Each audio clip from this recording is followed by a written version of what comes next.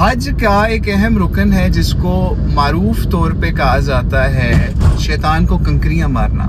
لیکن آپ کو یہاں پہ آج بتاتے چلیں کہ کوئی ایسا دین کے اندر معاملہ نہیں ہے کہ آپ نے اس کو شیطان کہنا ہے اور اس کو شیطان کہہ کے کنکریاں مارنی ہے. شیطان بھی آپ کو قرآن پاک کے اندر احادیث کے اندر لفظ ملتا ہے، ابلیس بھی ملتا ہے.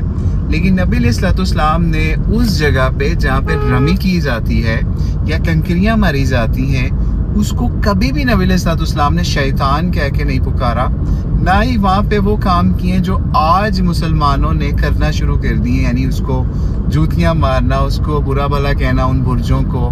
ان کا اصل نام ہے جمرات. ٹھیک ہے، جمرات کہتے ہیں ایک سمجھ لیجئے ایک سٹون پیس آف راک کو کہتے ہیں، یا پھر کچھ لغت کے حساب سے کوئلے کو بھی کہتے ہیں. اس طرح مختلف ہے، لیکن آپ سالڈ چیز کو سمجھ لیجئے یہاں پہ جمرات